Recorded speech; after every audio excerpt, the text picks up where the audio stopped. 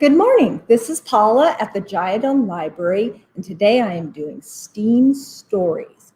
And we will learn to make a crystal sun catcher today. I'm going to get this up close so you can see the crystals. The other way. The crystals that you can hang up and have the sun shine through. Now, you know what else is made of crystals? Snowflakes. Snowflakes are also complex crystals. I have a book here called The Little Book of Snowflakes by Kenneth Liebrick. Let me show you some of the pictures. This is how snowflakes get made. There's all this vapor, water vapor, which is from evaporated liquid. It's in the atmosphere. And then also along with the water vapor is a bunch of dust in the atmosphere. Now, this vapor is attracted to only certain types of dust. And let's see, make sure that I do this right. Kinds of dust. And when they cool, they freeze into ice crystals. And then all of these ice crystals bump into each other until they build and build into a snowflake. I'll show you one more snowflake pictures. And these are actually photographs of snowflakes. So now I'm going to read you a story about snowflakes called Snow by Cynthia Rylant, illustrated by Lauren Stringer. Snow. The best snow is the snow that comes softly in the night, like a shy friend, afraid to knock. So she thinks she'll just wait in the yard until you see her. This is the snow that brings you peace. See all the crystals? Snowflake crystals? And then there is the snow that begins to fall in fat, cheerful flakes.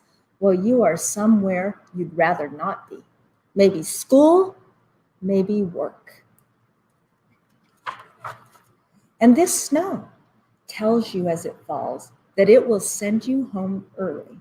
Don't worry, home is where you need to be, and this snow will take you there.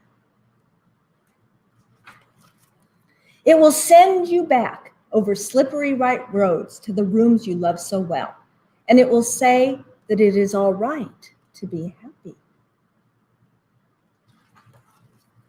Some snow falls only lightly, just enough to make you notice the delicate limbs of trees, the light falling from the lamppost, a sparrow's small feet. And some snow falls so heavy they bury cars up to their noses and make evergreens bow and keep your kitties curled up a while. Children love snow better than anybody does, and they never complain as they pull on their red boots and mittens and make plans to catch wet snowflakes on their tongues.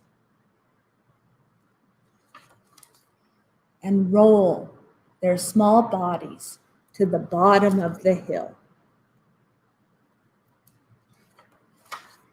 The snow loves them back. It gives them angels and new friends.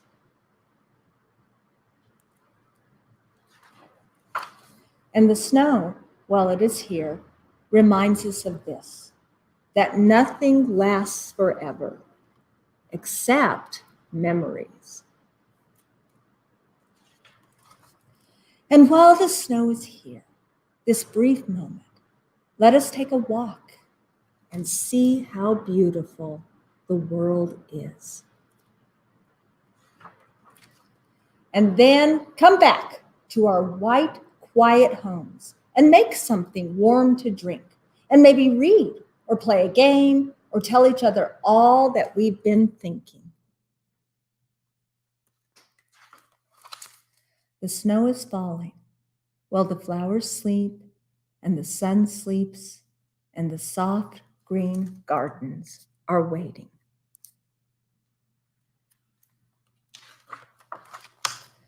It is the snow's turn now. There's those crystals again. We'll watch it fall. Yeah, pretty book. So now I can show you how to make your own crystals with Epsom salt and water, hot water. So what you need first is a lid, a plastic clear lid so that you can see the crystals through it. This one just came from what you buy at the deli. It was the lid on top of it. You could do littler lids. This lid is just like the lid that goes on the little condiment that you put salsa in or ketchup. This one is just a lid from a Pringle can. So you can just get a lid. I use the bigger one. And then what you do is, first you have to heat your water up. But you have to be very careful because you can't have it boiling. It needs to be hot, not boiling. And I've done these, very many of them, and I've learned that it's about a tablespoon. Fills it pretty good. So you want to put a tablespoon of hot water in your jar. Now, if you're doing one of the little lids, it would be a teaspoon. It would be a lot less. And then a tablespoon of the Epsom salts in the jar. And then you want to stir it, stir it, stir it until it's all dissolved. And you can tell that it's all dissolved because it'll be clear. If it looks all white and cloudy, it still isn't dissolved all the way. So you dissolve it.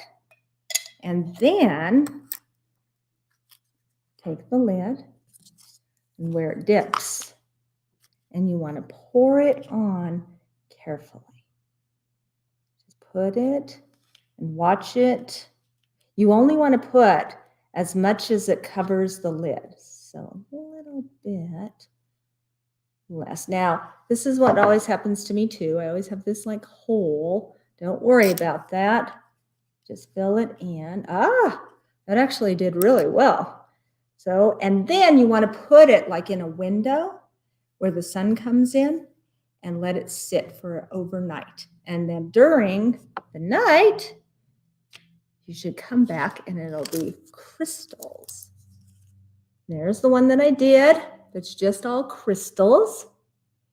Then you want to take, or have an adult do this, have mom or dad or grandparents do this, a needle. And poke a hole. They're going to poke a hole. You have to do it carefully because the crystals are very, very delicate, so they might fall apart.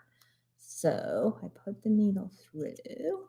And then you can put embroidery thread, ribbon, pretty golden ribbon, or what I like to use is the fishing line. The fishing line goes in really easy and slick right in that hole.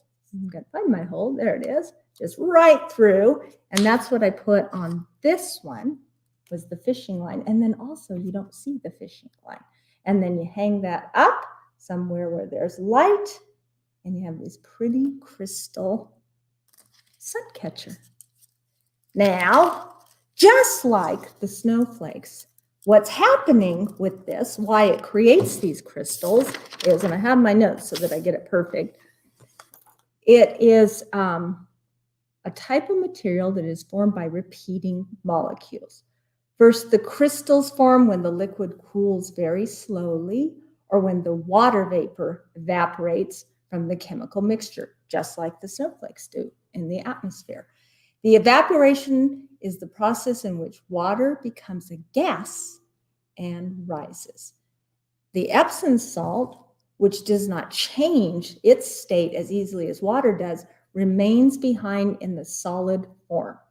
So as it cools or evaporates, the magnesium sulfite atoms in the Epsom salt run into each other and the molecules reform into new geometric shapes, which means that as it cools or evaporates, these crystals form from the Epsom salt. And that is how it works. And so thank you so much for joining me. Go ahead and try to make your crystal sun catchers. I swear you will like to make a lot of them today. And I will see you next week. Thank you.